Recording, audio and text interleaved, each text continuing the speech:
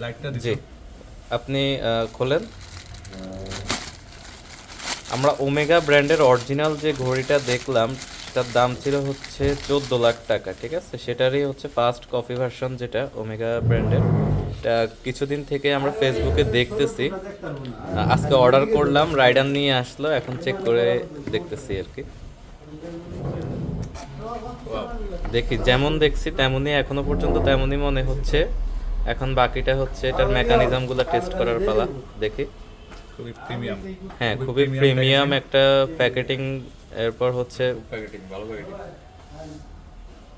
কাজ কথা বলছো দেখেন সব মেকানিজম কি ঠিক আছে নাকি।